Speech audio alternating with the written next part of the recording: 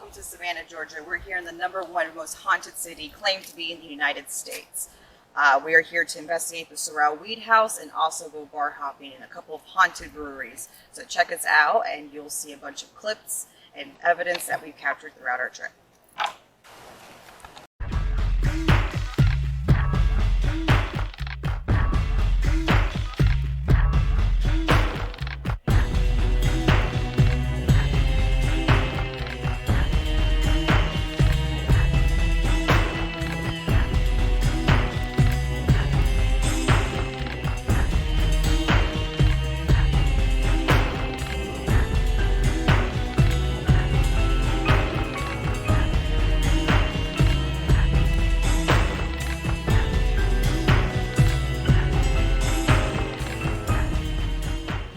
Hello everybody, welcome back to Supernatural Eye. My name is Francesca Garcia. I'm your main host and lead investigator of this show.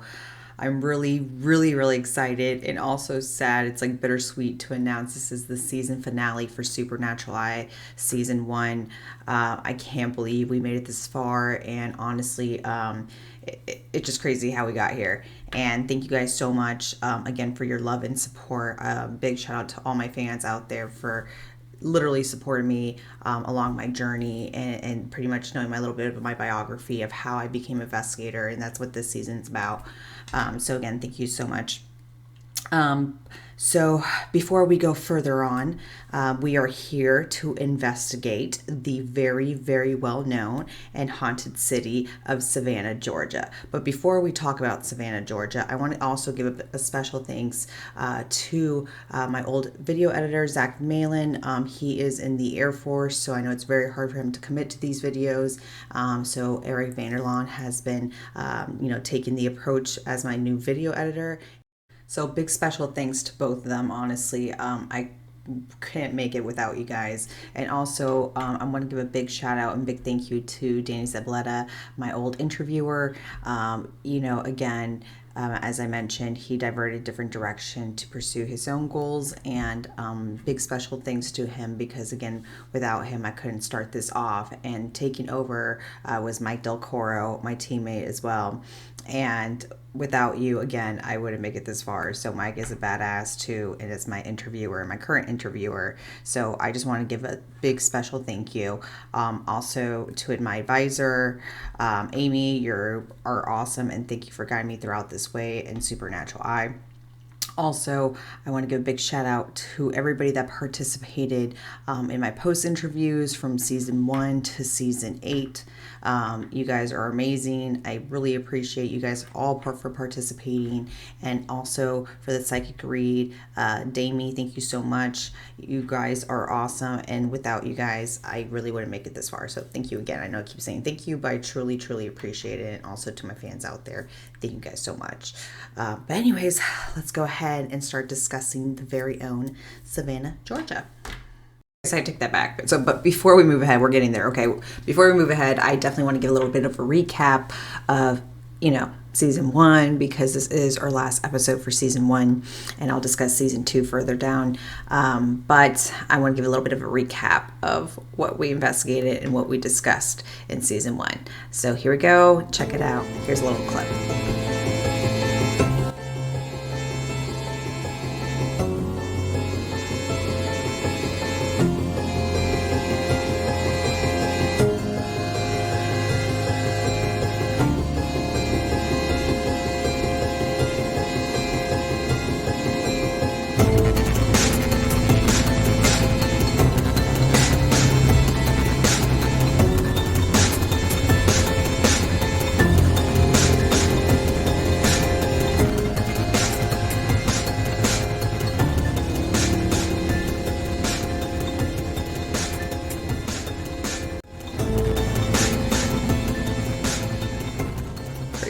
I know, it's just so crazy. Just looking back at that, just like honestly makes me super emotional. But it's like bittersweet because it's like, holy crap, I can't believe I'm already here on the last episode of Supernatural Eye. And again, thank you guys very much.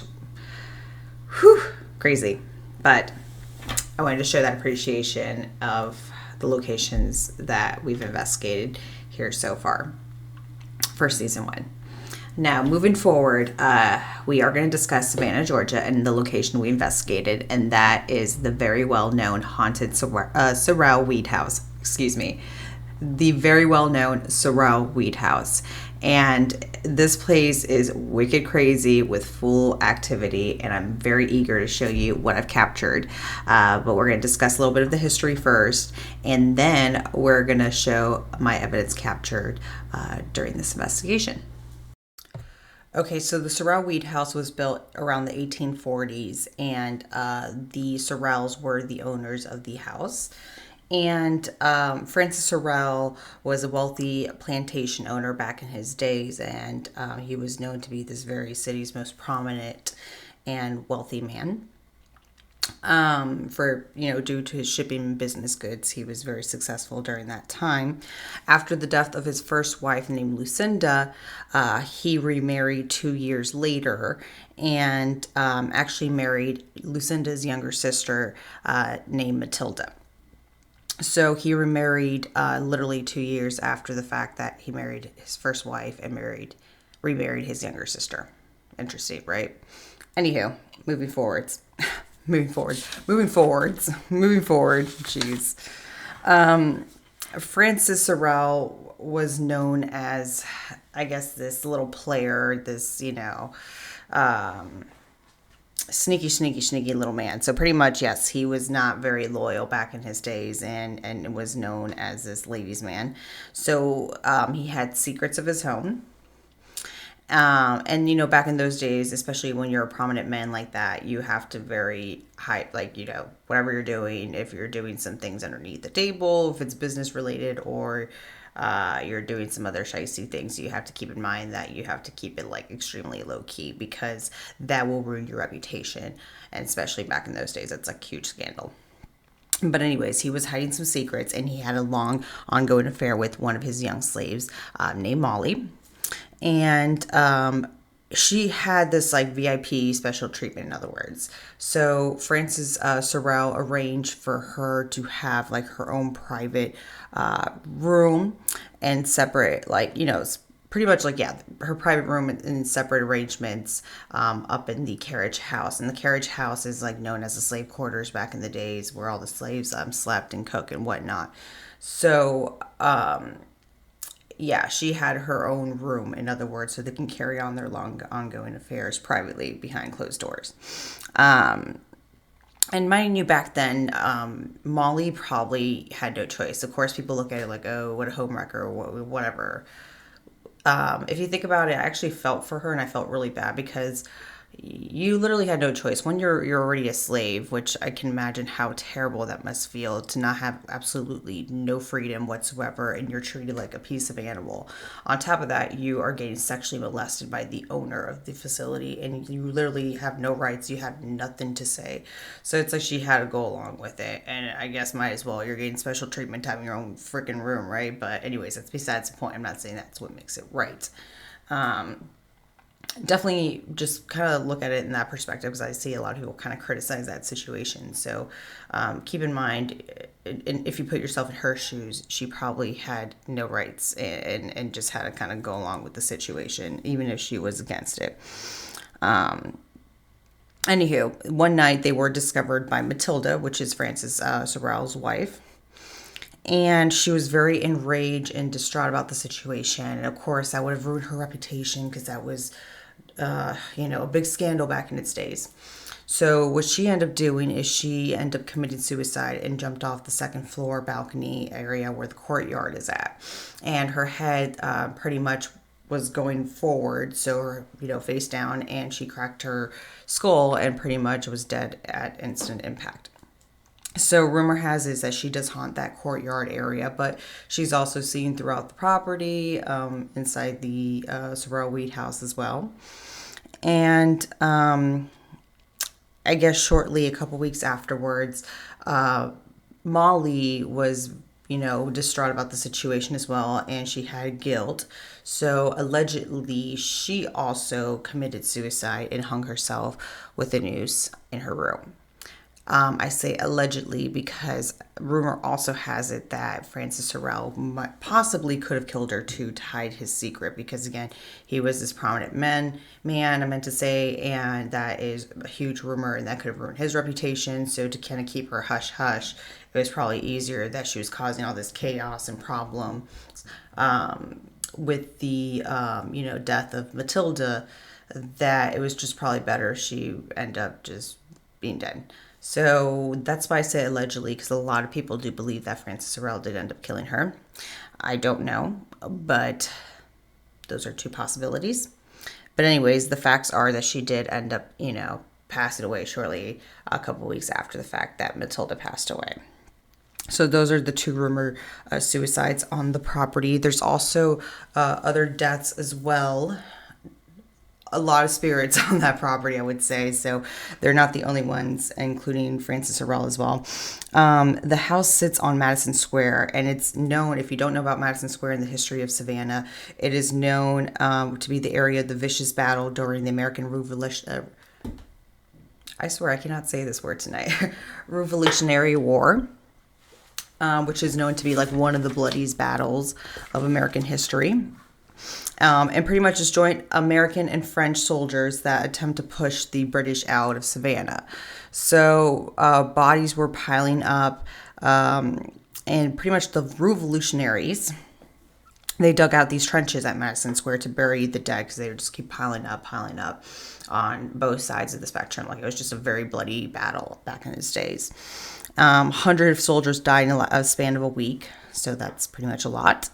And even the sick and injured soldiers were thrown into the pit, and some were often buried alive. Like, they weren't like fully pronounced dead, and they just like couldn't maintain, and they're like, hey, let's just pile them up as they go, okay?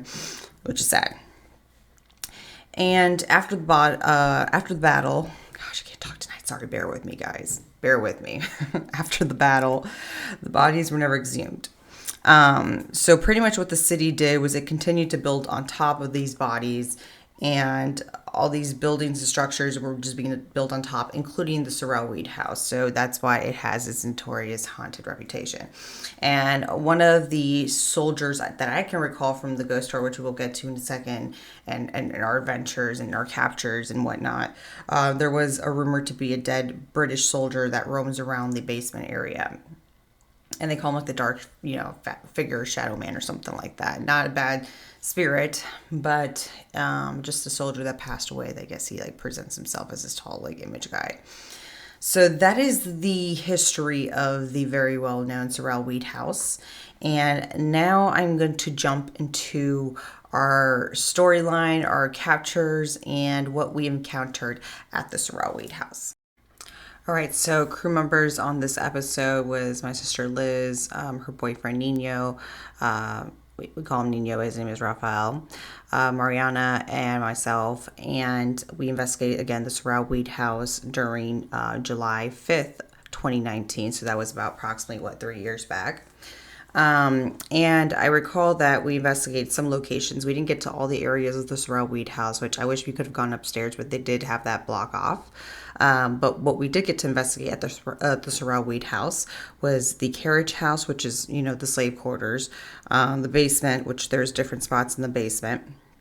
I think one was like a surgeon room used back then. Some of them was like where I guess some of the slaves did like the knitting and the cooking and whatnot. Men's social room, the women's social room, which is adjacent to the men's social room, Francis Sorrel's office.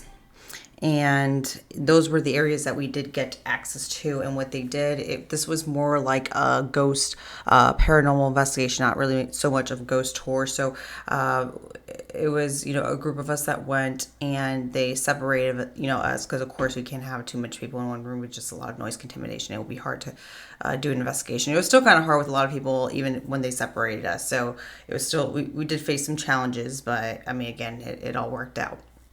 Anywho, this was more of a paranormal investigation.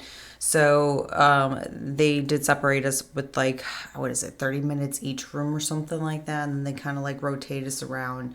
But they gave us a tour. They kind of went over the history of each location, what people captured, and then they kind of group us together and switch us off, in other words. So the cool thing is we were our own little group, because we had, I guess, full enough people, and I just kind of did request that anyways. But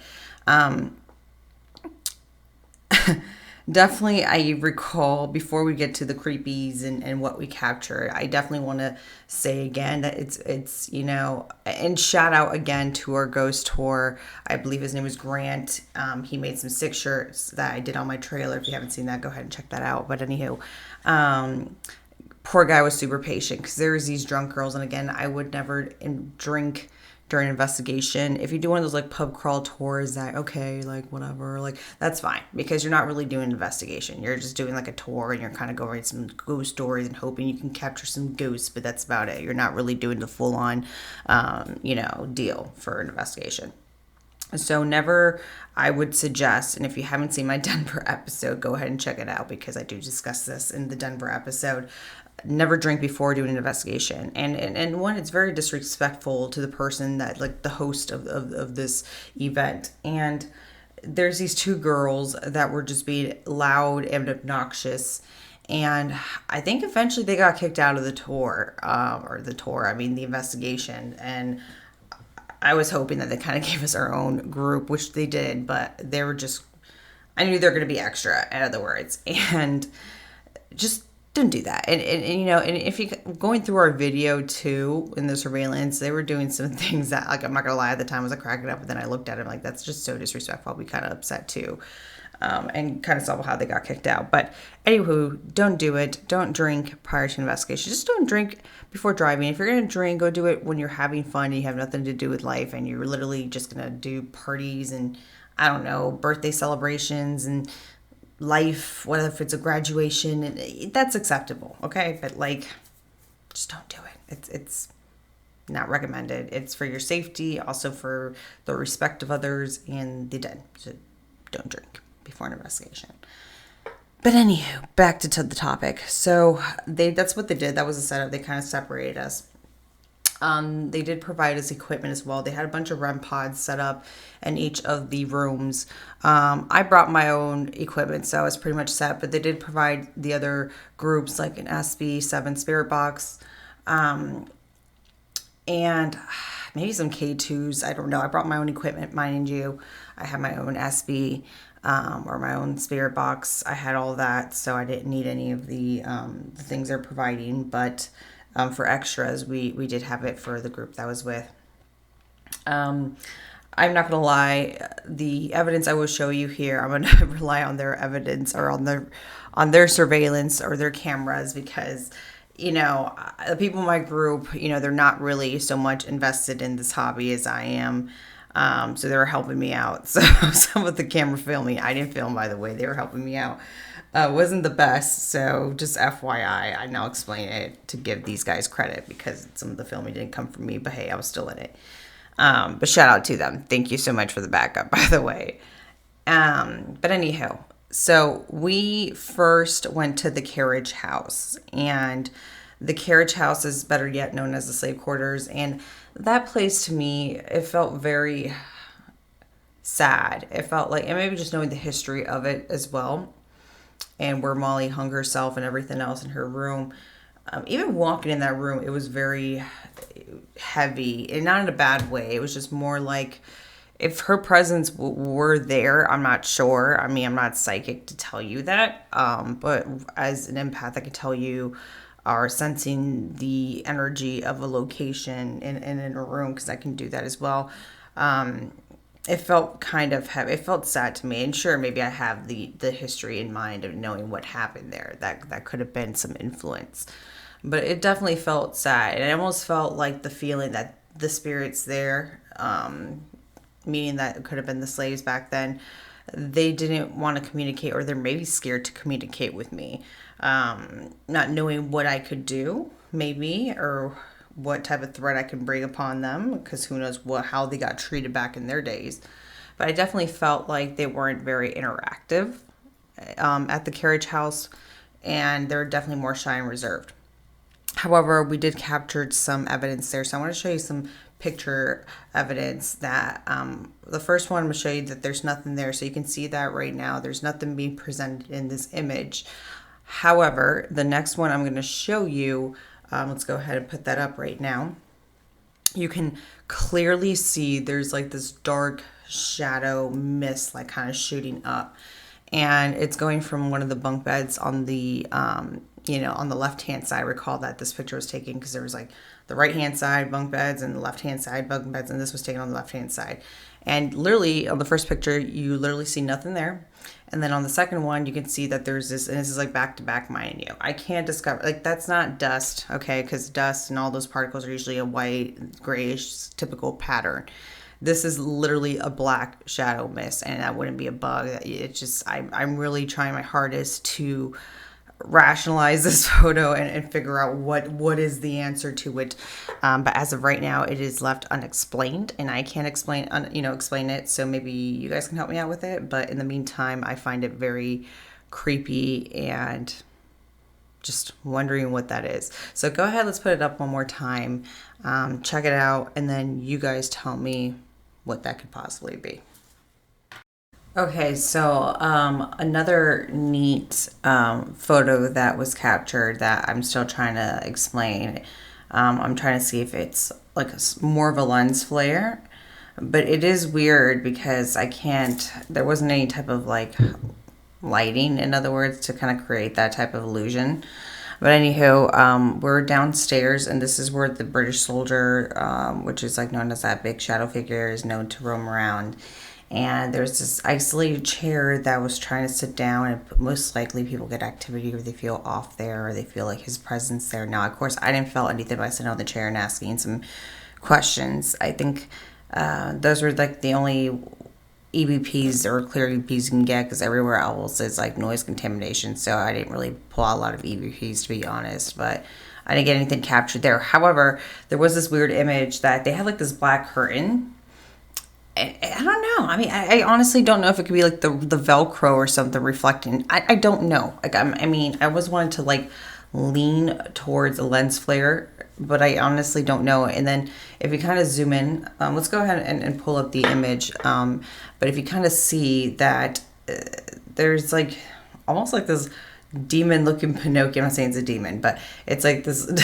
That's what it reminded me when I first saw it. It's like a demon looking Pinocchio. Like there's some type of elongated, but then there's some type of like weird, like morphed face or some sort of thing. And I don't know. Am I saying it's paranormal? I'm not saying that 100%, but it's something that I, as of right now, can't explain. So maybe you guys can again help me out with that. But in the meantime, it's something I'm still questioning, and I'm leaving it unexplained. So that was something neat. The other one, and I'm going to save the best for last. So just hold on there. But the one I want to mention real quick. So before they let us on our own to do the investigation, I believe was it Graham or Grant? It's one of the two, and it starts with the G, but our ghost tour, guy tour, he was kind of giving us a tour of the location, and we were by the staircase at the time where the camera was shooting. And I'm going to play it here in a second. So there's an eddy that was set on the stairs, okay? And we're discussing about who knows about maybe the activity being captured in the stairwell. We're like, maybe we're going to put this eddy here to see if we get trace footsteps or something. And surely enough, we're walking like down the hallway where the stairwell was at. And, at the scene, it will be on the left-hand side, but if at the camera angle will be on your right, you'll see that we're walking into a room. And that room is actually Francis Sorrel's office. So we're literally walking into that room, and literally all of us were there. I think the last person to walk in was Nino, my sister's boyfriend. And you see the eddy, which is across the room, when he literally just walked in. Like maybe you could see his foot a little bit in the outside of the door, but as he walked into the room, the eddy goes off. and the eddy, there's different, there's temperature change in the eddy, there's EMF in the eddy, there's just different setups in the eddy, in other words. So definitely when I mean the eddy went off, what I mean is not so much about the EMF, what I mean is about the vibration. There's also a vibration tool, a sensory tool on the eddy, and the vibration went off. I think to a maximum of like 2 lights to 3 lights. So anywho, you'll see that being captured. Let's go ahead and play the video real quick.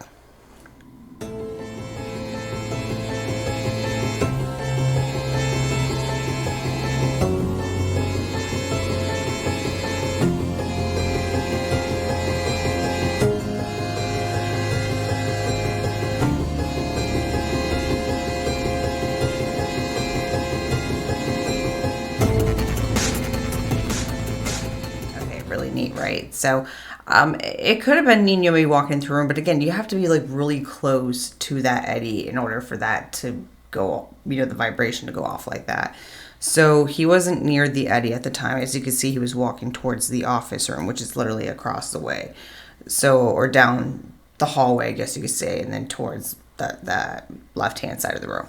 So, yeah, very neat. So I kind of wanted to show that because I captured that when I was going over the video. And at the time I didn't. Like usually the other, captures, I caught it right away. But this one, it was like, it took me a while. I'm like, wait a minute. Go back to that. So I don't know. I thought that was cool. I wanted to show you that. But anyways, next one that we're going to discuss here will be my favorite capture and the one that just stuck with me that was so memorable. So I believe we were in the men's social room. And, before I go to my experience, I'm going to show you a video clip of actually Graham, our tour guide. He was explaining what goes on during the men's social room. So before we get to my evidence being captured, I wanted to show you what he has to say about it. So let's go ahead and show you that video. Just because you don't play it doesn't mean that you will not hear it. Because it's played by itself before. So you can see it maybe the piano will play. That's one good thing to do up here in the parlor rooms. However, when I asked about parties, everyone likes to party up here. Well, that will assist you. This is going to be your favorite part.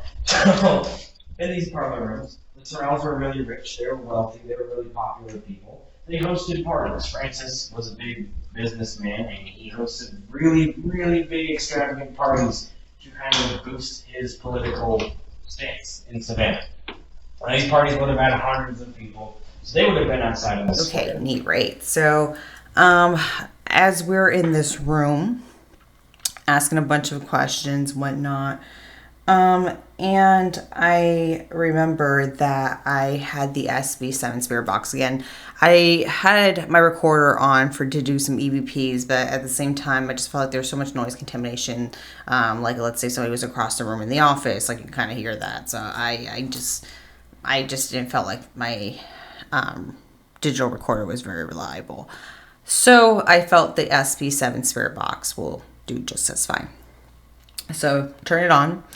And we were just asking questions in the men's social room, and I recall there was a piano there, and I asked, hey, can somebody play me a note or whatever was along those lines? And surely enough, I recall like maybe a couple seconds later, there was literally a piano note being, hit, like bing. And I got so startled and shocked. I'm like, oh my God, did you guys hear that? Did you guys hear that? And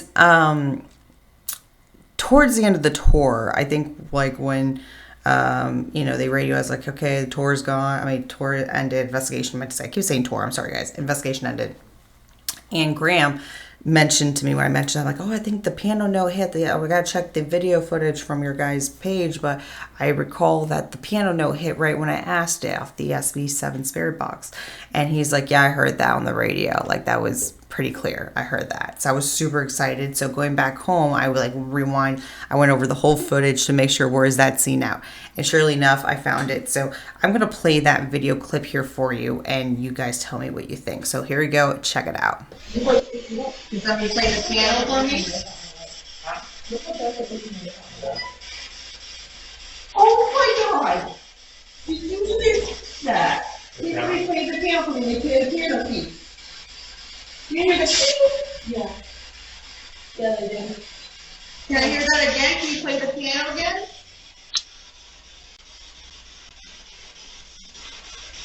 That was cool. And that's on camera, right? Oh my god! Oh my god! Oh my god! Right? Again, I was so happy. It was just on point, on cue. I asked, hey, hit me a note. Boom, it hit me a note. For some reason, I felt like it to me was like, bing, but on like looking back at the video, it sounded more like deeper of a note. But anyways, that piano, as you heard Graham said, it's not a functional working piano. Like, it doesn't play anymore, but sometimes the spirits can manipulate it and make it play, whether if it's on a device, as my spirit box. So that was probably the best captured I received from the Sorrel Weed House. So yeah, I hope you guys enjoyed it. There was so much on that footage that I felt like maybe I missed something, and if I did, maybe we'll do a part 2 of this. But I definitely would die to go back to the Sorrel Weed House because it's such a active location, and again, Savannah has such rich history. Even the following day, we decided to do one of those pub crawl tours because I'm like, we're not doing an investigation, let's just have fun and go with the history. So that we did, and even there were some spots there that was pretty cool, and not that we capture any activity, but just I feel it. But definitely I would recommend the Sorrel Weed House. It is such an active location, and it just the history out of it, it's just wild. It's active, and I would go back in a heartbeat for sure. Loved it, and I had so much fun, and yeah, just a very wild, active location. So before I pass the mic to Mike, I definitely wanted to go and kind of go over some things and what to expect. But first, I wanted to say a big thank you for my sister for coming on and, doing this investigation with me, and also her boyfriend, Nino. More my sister, because she's super chicken shit when it comes to any of this. She doesn't admit it. She always likes to play this little hardcore face, but she gets very startled and scared when it comes to these type of things. So definitely it was very, it means a lot to me at the time that she went and helped me with this investigation. And also you'll be seeing her shortly on the post-interview segment part along with her boyfriend. So big thank you guys for coming out. All right, folks, so that wraps up episode 8. And that's it. That is the season finale for Supernatural season 1. And I do want to give out some special announcements, some breaking news. As you already know, a lot of you know that I went to Experience last year at Lake Tahoe at the very haunted Biltmore Hotel. This year, I'm very happy to announce War Party Paranormal. That's right. Me, Eric, and Richard from Skunk A Paranormal, we're all going to go back to Experience. But this year, we're going to go investigate the very haunted Virginia City. That is right, Virginia City. And all your little favorite haunted paranormal investigators from last year are going to go this year with some new paranormal investigators and the very haunted location of Virginia City with the beautiful and the queen, as you already know, Patty Negrete. She is going to go, and I'm very excited because, as you already guys know, I love Patty Negrete.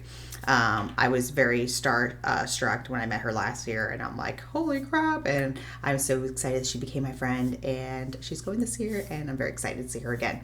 So check us out and buy your tickets if you want to go investigate with us, because we're going to be some badass paranormal investigators. So go ahead and check us out. Again, buy your tickets at Experience, and you can just click my information on Instagram and click Eric's information and Richard's, and you can get your links and your tickets on there. So go ahead and check us out, Experience. Also check out the Instagram Experience, and you can also get your information, your tickets on there. So go ahead and check us out, support us, woohoo. Anyhow, also I want to discuss a little bit about episode 2. Episode 2 is going to be based more about War Party Paranormal. I know in this season, it was more about how I became the investigator and my journey throughout, as time went by. So this season, or for season 2, I meant to say, we're going to do more about how I became the investigator as far as joining the team, War Party Paranormal, and how I joined a reputable team. So I don't want to give out too much information. There will be a trailer ahead of time, and I'll announce that during the summer, but we are going to take a little break, and I'll announce the release date for season 2, but it's going to be based more on War Party Paranormal and the locations I've investigated with them and how I became a member on the team. So stay tuned for that. It is going to be great. Okay, a lot of fire stuff heading towards your way. So yeah, stay tuned, and you know what to do. Also, like and subscribe to the YouTube channel because you want to, keep posting, keep up to date to what season 2 is going to come. And trust me that you don't want to miss out on that one, because Supernatural is just going to get better and better as time goes by. I promise you that. Thank you guys again so much for your love and support. Again, I don't know. Actually, I almost feel bad. Should I show you a little clip? Let me show you a little clip about season 2. Let's go ahead and show that. Let's go ahead. Yeah.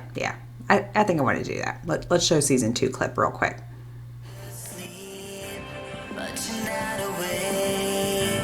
Every turn I contemplate down to the valley, mystery,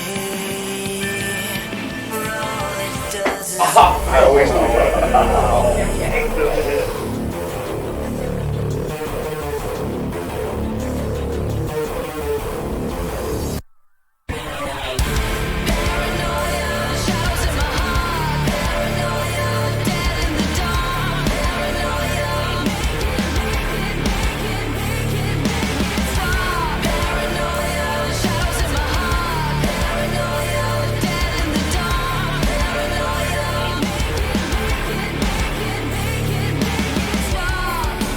justify your reason to wake up.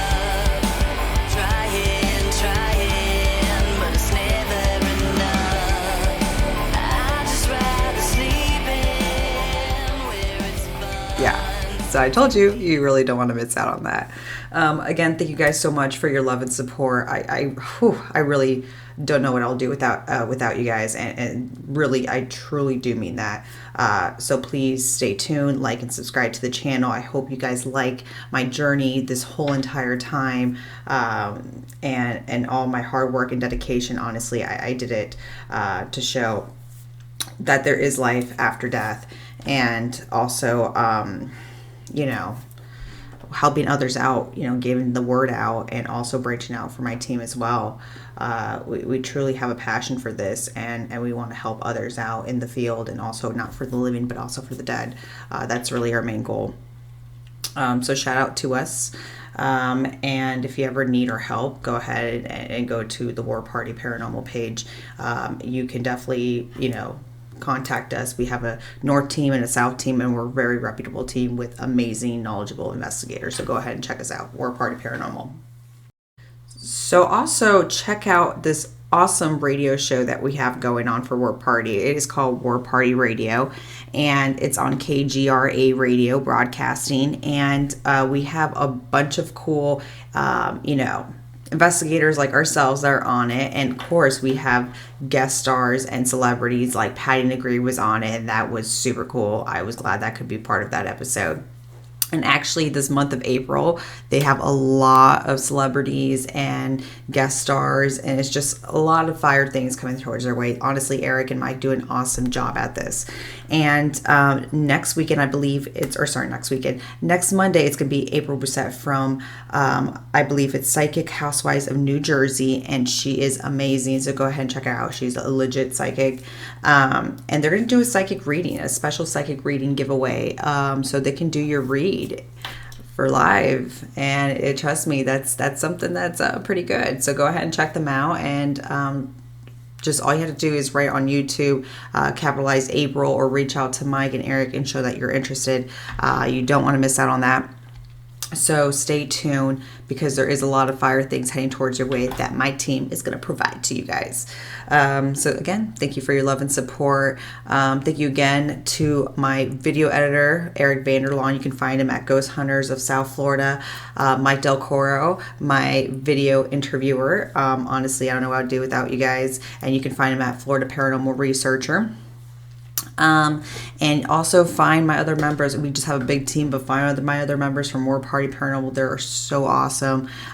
We are a reputable team once again, and we just wait for season 2, and you'll see what we're talking about. So again, thank you guys for your love and support. I wouldn't be here without you guys, and stay tuned because that season two is heading towards your way. I hope you guys have a good night, great night, good summer, and I'll be talking to you guys soon. Thank you guys again. Love you. Bye. Good evening, ladies and gentlemen, boys and girls. My name is Mike Del Coro. I go by Florida Paranormal Researcher on my social media. And you might know me from the War Party Paranormal Radio Show. Tonight, with Supernatural Eye, and we're going to do a couple interviews here. We got Nino here. Welcome to the show. How you doing? I'm good, man. I'm good, man. Thanks for having me. Awesome. Thanks for being here. So you guys went on an investigation with Franny at the Sorrel Weed House in Savannah, Georgia. And this is my first time meeting you, and this is your first time meeting me. So it's a non-biased interview, I guess you would say, right? Mm-hmm. So before, or actually still right now, are you a skeptic in the paranormal, or do you believe in the paranormal? So it's kind of tough. I know, Supernatural Eye calls me a heavy skeptic. The definition of skeptic, I think, is kind of funny how that definition is. It's about someone not believing in something that's accepted, whether it's widely accepted or just marginally accepted. I won't say I don't believe now. It's more that I lean more towards doubt, right? So yeah, skepticism is part of it is doubt. So yes and no. It's kind of complicated there. Exactly. No, I mean, as I am a paranormal investigator, right? We always want to look at everything. Our main reason is to help people that have paranormal issues, things that are plaguing their daily lives. So obviously we don't want to go in and think everything in the world is paranormal. Oh my God, what is that? What is, you know what I mean? So our goal is to try to debunk things and at first and look at it as a scientific aspect. So no, I totally agree with you. And after, I was extremely skeptical, but I always dabbled in it and enjoyed it. And, it got the wheels turning, but no, that's a great way to be, for sure, is, you definitely want to look at things and see if there is a reason, that's non-paranormal first.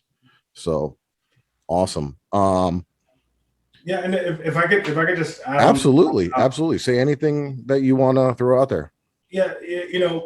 I think with anything, just blind faith, just blindly jumping into something and, being all in without having any background on what something can or can't be is I guess it's ignorant. So it's better to jump into something and be like, hey, try to weed out, like you said, try to debunk, try to weed out what's true, what's not.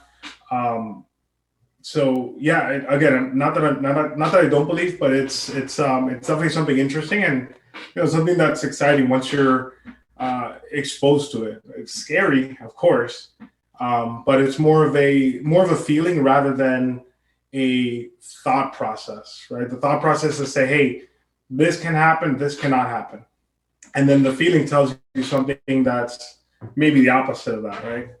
So, no, for sure. And as a paranormal investigator, we always say that one of the most effective tools is yourself and your senses. you know. I'm not sensitive, if you call it that, you know, where, you know, I could pick up on different things or anything like that. But there is times where I've been somewhere where there might be something, a dark energy or something very strong energy, and I will feel like a little dizzy or weak or things of that nature. But that's about as far as it goes with me. During your investigation there, did you feel that your personality might have changed while visiting the Sorrel Weed House in Savannah itself, or anything of that nature? Um, Personality, no.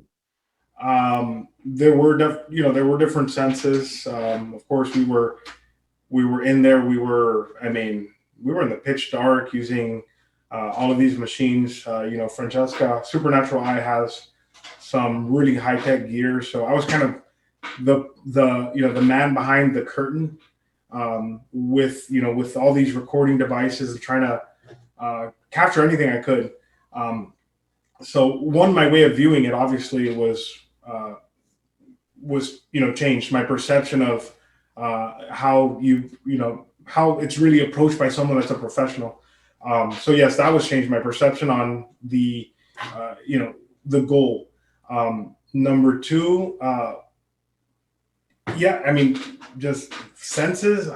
I felt a lot of weird shit. I don't know how to say it. It was weird. Yeah, you're in the dark and it's scary. And you grow up running into the bathroom and yelling Bloody Mary a bunch Right. of times. And this was not that. This is, hey, you're staying in here and you're gonna see what happens. Again, it was more about a feeling. So I didn't change personality wise, but yes, my perception on on, I guess, the art of working this and feelings as, yeah, you're sitting in there and you're really looking for it versus running from it. That kind of change, if that makes sense. Yeah, absolutely, absolutely. Um, do you remember like a specific type of device that you guys were using during or anything that you want to talk about there? The recording device, she had some kind of recording device that we just kind of laid out. We were going around in this room and it was capturing a lot of noise. We were it was just us. It was 3 or 4 of us, and we were being pretty quiet. And I mean, that thing, once we heard it back, we were hearing a lot of not feedback, but something different. Something that was being recorded. Again, I was in the room. I know the sounds. Did it sound like possible vocal tones or anything like that at all?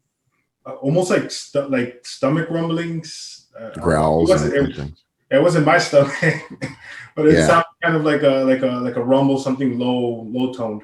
Mm-hmm. Yeah. And what we, if you can actually capture vocal tones and things like that, it's called electronic voice phenomenon. It's like basically what you do is what you guys were doing. You have a recorder, you can leave it run somewhere and see what you pick up, or you can ask questions, let the recorder run, and then play it back and listen to it. Yeah, no, that's a definitely a spooky location. I haven't visited yet, and I'm going soon, actually, with one of our co-investigators, Joe. I'm looking forward to it. Would you spend the night there alone? Like, would you, if you given the opportunity? Hell no. And so the entire town, it has like such a rich history. And I say rich, but it has a lot of history. Driving into Savannah, I felt it. Driving out of Savannah, I felt it. Like, I felt everything the entire time. I was weird. I mean, Supernatural Eye, Francesca, she blames it on that, on the supernatural, on the paranormal. The entire town, I wouldn't go back to Savannah. Just me personally, I felt like this. I don't know. It's super strange. And again, whether I believe 100% or I doubt it 100%, I know that I felt weird the second that we pulled in, and Just I wouldn't spend the night there or go back to Savannah unless I had to for the day. The dark history there and the energy that can still be there from a lot of traumatic events in the dark past. People can pick up on that and sense it. Now, last but not least, between the group that was there, who would you say was most frightened, and who would you say was least frightened? Most frightened, probably the person that's coming next, Elizabeth. So she was probably most frightened. Least frightened, Francesca. Yeah, I mean, she does it a lot, and that kind of happens. With us as investigators, is we expose ourselves to this on a regular basis. So yeah, it can take a lot to spook us, when we're investigating. I think it's more. It's like you said, it's understanding what to be ready for. I mean, she was, she's a like a worker bee. She was just ready to go. She might have been scared, but she's like, okay, we got to do this, we got to do that.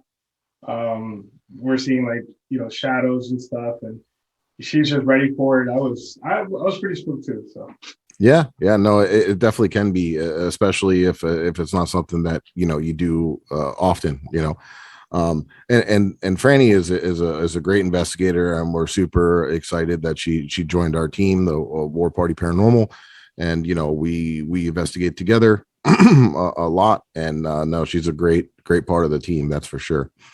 And I really want to thank you for coming on and answering these questions and kind of doing this with us. Is there anything that you would like to add or ask me personally or anything like that? Yeah, I mean, I'll add to this, to the whole Savannah thing, because we went there for her, right? So she requested for us to go out there. It was, part of her birthday thing. She wanted to do an investigation with people that were skeptics, more than anything. Person that's more than a skeptic, a person that didn't believe at the time. So going out there, like I said, we drove in. I felt this kind of like this darkness. There's a dark past with slavery. They have all of these, almost every building there. They're all old buildings from 1800s. They have all of the the basements that were made for to keep people down there, and so you kind of feel that, and then on top of that, there's also all of this activity, which it could be they could go hand in hand, right? So just going there and actually experiencing it makes you understand that, hey, you might not know everything, right? And it's okay not to know everything, because I think sometimes we just want to know everything. Once when I was down there, I think he's called a Slender Man. Do you know the name of the person? Yeah, in the house? I've heard of that. Yeah. I tried to forget, but that shadow exists in there. It's so we call them shadow figures, and we do come across them a lot, actually, a lot more than people would imagine. And that's always very very interesting to see. I've actually captured them on camera and stuff with no logical explanation, no windows or light source that could cause something like that. And it's very hard to capture on video and things of that nature. That's almost because your night vision of your eyes, when you're in the dark like that, it's just the cameras can't match up, and that's more of you can sense it more as a personal experience, and nothing, you can't recreate the feeling and some of the stuff, that gut feeling that you get, and some of that stuff. So yeah, no, that's definitely interesting, and I'm it's neat that you got to experience something like that, especially with family and things like that, and again, we're gonna wrap this up, and I'm gonna get Franny's sister up here, which is your girlfriend, right? Yep. Okay, cool. we'll bring her on, and we'll see if we can ask some of similar questions and see if what her responses are. Awesome. All right, Hey, man. it was really nice to meet you, and I appreciate you. Thank you. Mike. Thank you, man. Appreciate No you. problem. You got to come out and investigate with us sometime. I'm down anytime. All right, perfect. Hello, everyone. My name is Mike Del Coro, Florida paranormal researcher. I'm joined tonight by Supernatural Eye, Franny's sister, Liz. We're going to have her come on and talk a little bit about her experiences during her investigation with the Sorrel Weed House with Franny and her boyfriend, and that we just spoke to earlier. And so, Liz, how are you doing tonight? I'm doing great, Mike. How are you? I'm doing real well. Awesome. So you guys went on investigation in Savannah, Georgia. I'm kind of jealous. I haven't got to visit there in anything regarding paranormal. So I'm getting ready to go soon. I'm looking forward to it.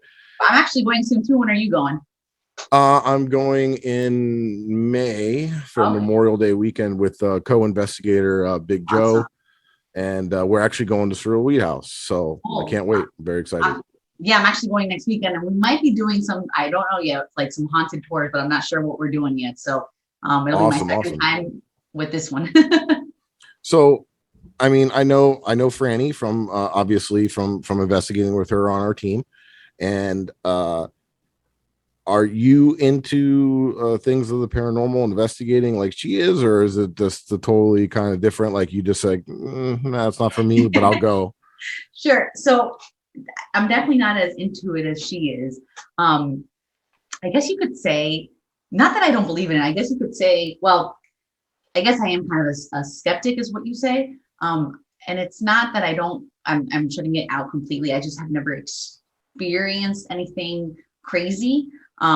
So yeah, she's definitely more into it than I am. Yeah, sure. I would say there's definitely a difference of being a skeptic and being skeptical. Okay, right? so I'm skeptical. Yeah, exactly. And I'm skeptical as well as in certain things too. You know, I mean, you can't be like jumping around like, oh my God, everything's paranormal. Of course. You know, especially when we do what we do, and that's to try to, our main goal is to help people that have paranormal problems that are plaguing their lives on a day-to-day basis. So we have to go in and debunk and figure out what's really going on. And that's the main part of being an investigator. When you were at the house, did you have any senses or feelings or anything that you could describe or felt like you were being watched or anything of that nature? You know, it was really a spooky feeling. If I remember correctly, it's been a couple of years. We went to, I want to say it's like, is it like the slave corridors upstairs, where I think it was like one of the slaves or like the maids or something that slept up there. And that was a very spooky feeling, just being there. You know, the time we were in the dark. There was also a moment I remember where there was a chair, and I can't remember exactly what Franny was asking at the moment, but that was just like an eerie and scary feeling. There was a moment too where I'm not gonna lie, I did jump a couple times. So it was just a feeling. I didn't experience anything, but it was definitely like an eerie and spooky feeling. Like a vibe. The vibe, exactly. And I think also the history of it's very interesting. And I think that makes it a little spookier too. It does. Like when you know that the dark things that went on there in history, you know, it can add to that as well. So that room that when you were upstairs gave you the most uncomfortable vibe, if you will. I would say yes, especially there was also even a room where, again, I don't remember the history exactly if it was a slave or she was a maid in the home, but her bedroom was there, I think, where she even hung herself. So that even going, I wouldn't go into the room. I remember, I think Franny went into the room. I wouldn't go because it did give me that unsettling and weird vibe. That kind of leads me to another question, right? Yes. So I asked Nino, what, you know, who was the least startled and who was the most like scared, if you will. And he mentioned your name. and he said that the least would be Franny because she does this a lot, you know.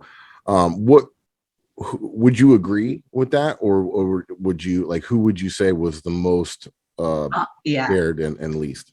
100% what he said. I would say me for sure.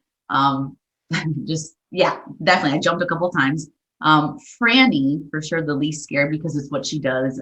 And then I would say even Nino too. I think he would be this like next second to was it second to the least scared? Does that make sense? Second to least scared. Compared to Franny, but Franny for sure was the least, and I was the most. Now,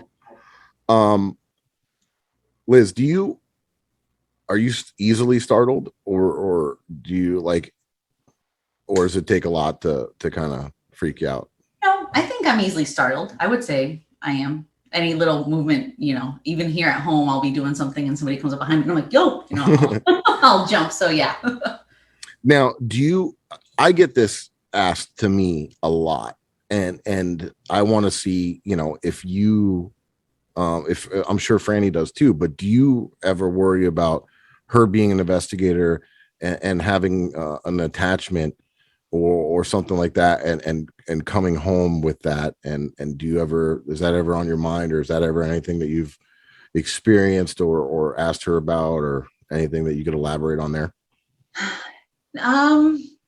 Is it something I'm scared of? I mean, you hear, because she does share, some of her investigations with me. And, I know movies are very different than from what you guys do. Sometimes I'll see a movie and of course I can't help but think about what Franny does. And, I'm like, yeah, there is that possibility, right? I hope that never happens, but yeah, I mean, that's definitely something that would scare me, and I hope that it never does happen. Yeah, no, for sure. And that's kind of a gray area. There's, I feel it's rare. Yeah. It can happen with child spirits, right? Yeah, because because they want to latch on to a human, an adult figure, Yeah. But a lot of times they're where they're at because they don't have a choice. You know what I mean? Like they either have unfinished business, or they're really, really tied to that area. Can it happen? Possibly. I found that, we all do our own little thing for protection. I wear, I was going to ask that if there's something that you guys do. I know she carries, or she wears a necklace too as well. Exactly. Symbolism is a big thing. This is the Saint Benedict pendant that it's used during exorcisms to keep evil away and things of that nature, and different things. But I haven't experienced anything like that.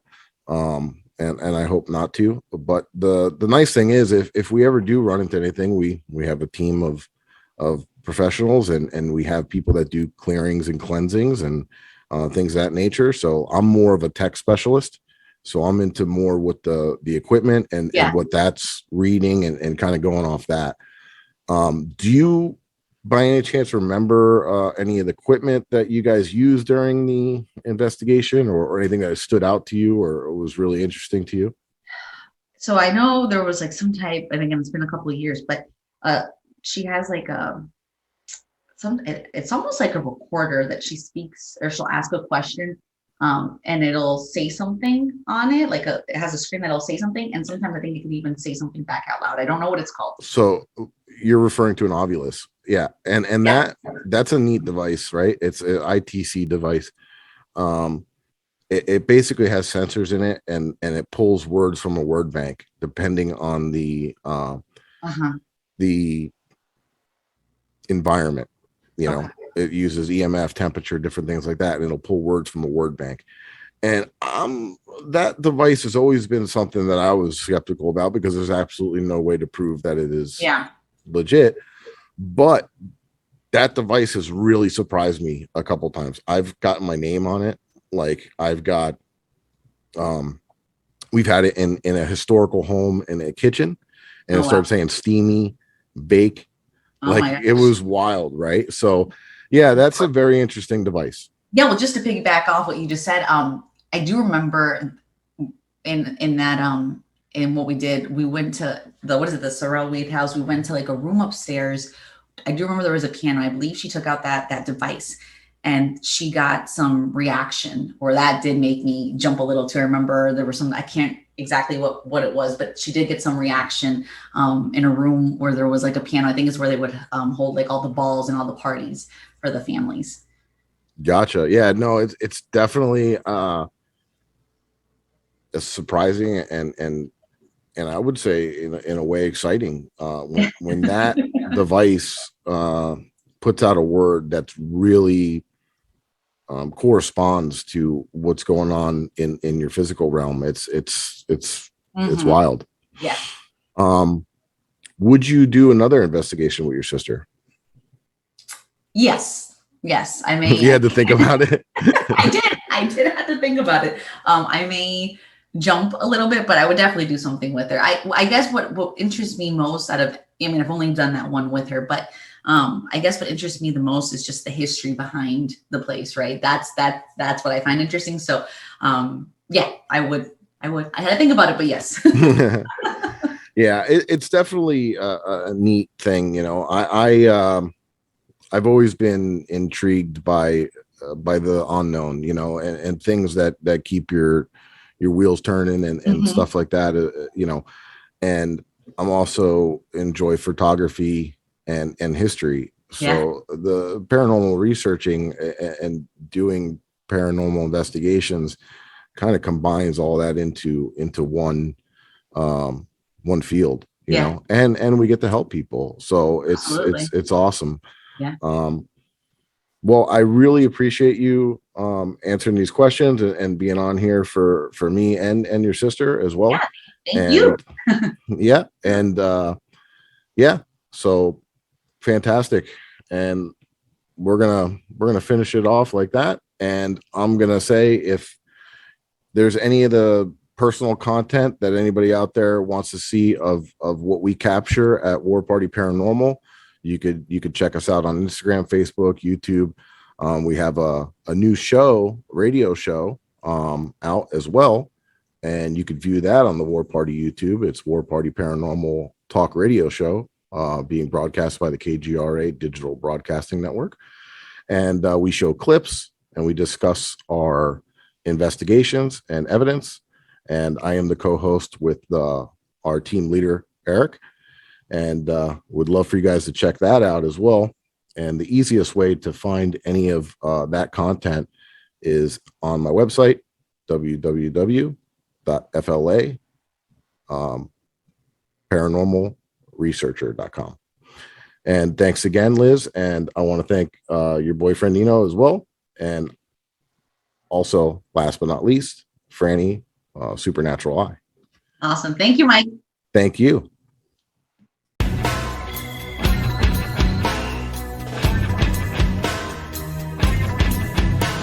Walking, waiting, alone without a care, hoping and hating the things that I can't bear.